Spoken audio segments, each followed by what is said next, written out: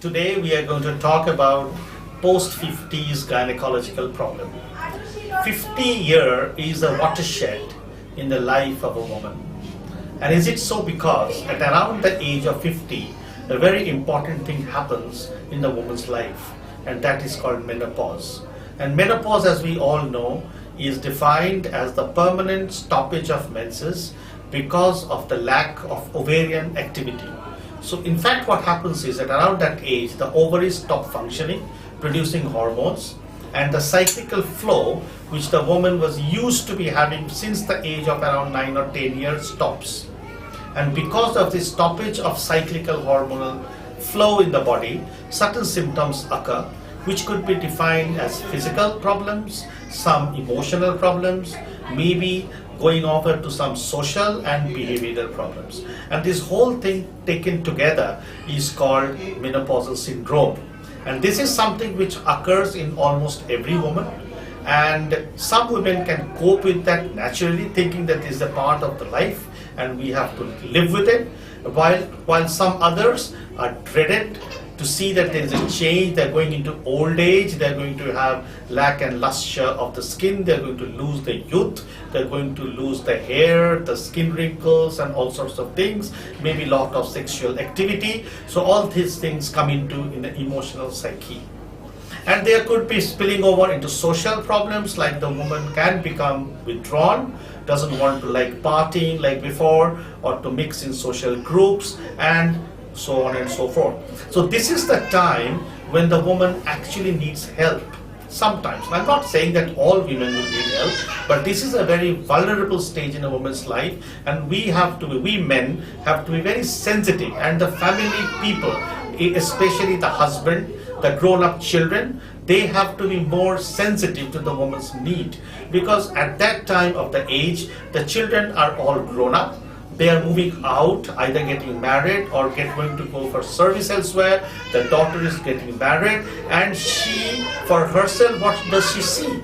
She sees a family, a nest, which she has built up in so cozily over the last during her married life, is suddenly becoming empty gradually. And she is having to live alone with her husband, and all the children have gone.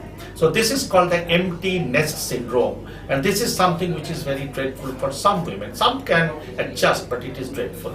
So for that, if we talk about physical problems, there are problems of backache, rigidity, joint pains, etc., etc., and these are mainly because of osteoporosis. Osteoporosis happens because gradually there is a calcium and vitamin D which gets washed away from the bones because of lack of the estrogen hormone which happens in menopause. So we have to supplement with calcium and vitamin D. And we say a little bit about lifestyle modification to give the positive feedback in the woman, because if suppose there is a lifestyle modification at the pit and the woman starts walking, morning walk or even evening walk, and a little bit of exercise, cutting down on caffeine, coffee, alcohol, tea, etc., and gets to a regular life cycle, not to stay awake at night doing these days WhatsApp and things like that. So these are the things which are helpful for the woman to cope up with the positive, because what happens is if there is a lifestyle modification, there are certain hormones in the body which gets secreted which are called endorphins, and endorphins are very important to keep the positive well-being of the woman. Now apart from these physical things, there are certain other things, like for example, you have to go for some medications. If the patient is having, or patient I shouldn't say woman, is having hot flushes or night sweats or sleeplessness or insomnia, which means she's not able to fall asleep, or she's unable to maintain sleep, or she wakes up early in the morning, then we can give her something which is called an HRT, or a hormone replacement therapy. Now, hormone replacement therapy is something which has to be given under the supervision of a doctor, and a woman should not take HRT off the shelf by some advertisement or whatever, because there are certain things which needs to be checked in the woman's body before an HRT can be prescribed, which means a regular physical examination, the breast examination, if required a mammography, or some cervical smear and ultrasonography, and at least a general physical examination is important. important, blood pressure and sugar. So having seen all this, HRT may be prescribed, and if the HRT is prescribed, she needs to come for follow-up at every regular interval, maybe initially at a month later or 3 months later, then 6 months later. They can carry on with the HRT for at around 5 years or so. Recent literature has shown that if low dose HRT is given, individualizing the patient and in the proper dosage and a proper follow-up, there is no increased side effect.